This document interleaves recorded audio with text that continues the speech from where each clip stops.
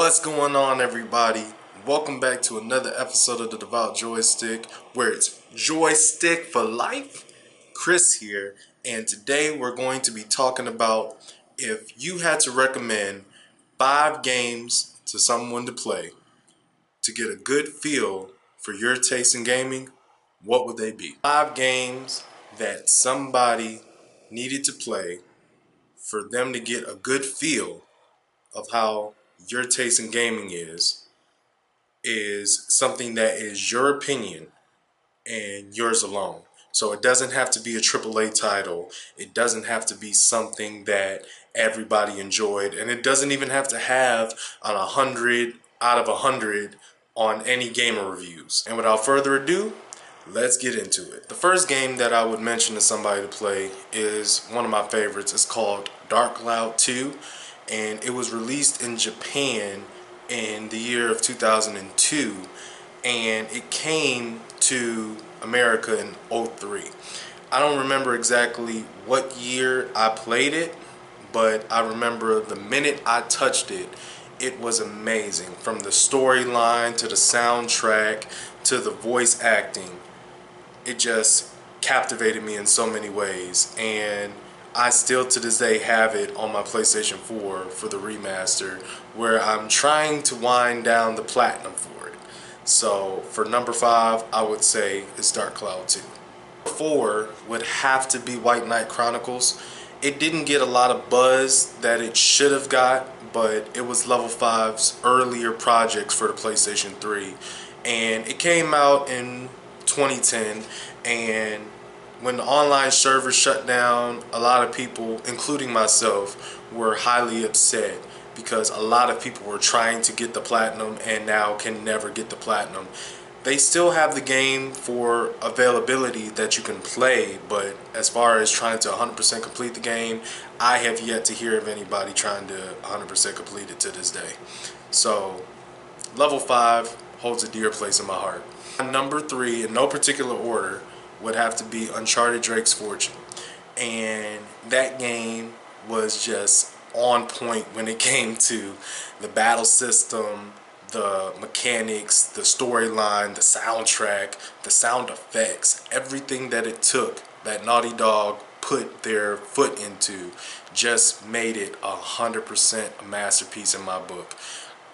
I would recommend anybody that has not touched a PlayStation title since PS1 or PlayStation 2 to get that game, because that is a total artwork masterpiece in my mind, and I can go back to it and play it, and that was one of my very first platinums on the PlayStation 3 was Uncharted 1. So Naughty Dog, I salute you. Number 4 would have to be Ni no Kuni Wrath of the White Witch.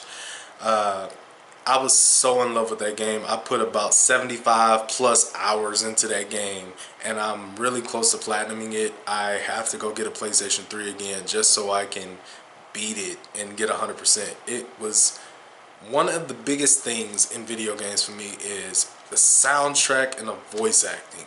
If you can deliver voice acting and sound effects to a game, oh man, you got me sold. $59.99? What? $59.99. That is going to be my lick. I'm going to pick it up. And I got the collector's edition for Ni no Kuni, and I just saw the trailer. When you're walking into a GameStop and you see IGN's little trailers on their TVs and it talked about it, I asked the GameStop advisor, I was saying, is this the actual gameplay or is this a trailer? Because you know how Final Fantasy likes to do things, and you know how Square Enix likes to do things, but this was their actual gameplay. It looked as if it was supposed to be a trailer. So I really did enjoy the design and the storyline of Ni no Kuni Wrath of the White Witch. I'm currently doing Ni no Kuni 2 Revenant Kingdom on this channel, so check it out. Before we get to our last pick, here are some honorable mentions.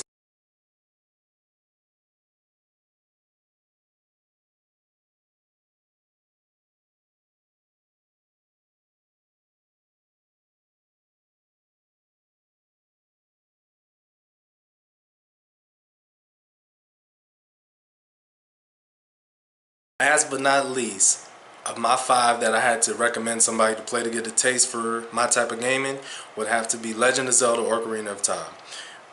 Legend of Zelda Ocarina of Time, I played and watched somebody play for many years, and it just never got old to me. And it definitely spoke to me in the aspect of it fit everything that I really looked for inside of a game, from the storyline down to the soundtrack, down to everything that that game really stood out for. You're there to accomplish a goal, save the princess, save the kingdom from impending doom, and become the hero that was foretold to you by many other people. It just made a very big impact on my life and how I view video games as a whole.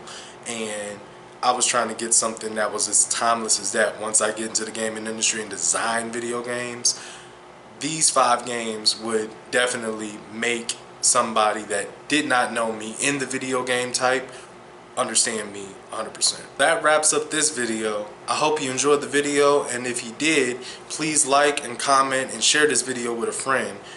Down below, I want to know your 5, and even if you know exactly when they release, it really doesn't matter. But just let me know what type of games you like, and if I haven't played them before, I'll definitely go and download them or see about trying to figure out how I can get my hands on them. So yeah, thank you for watching the Devout Joystick, and I will see you next time. Peace.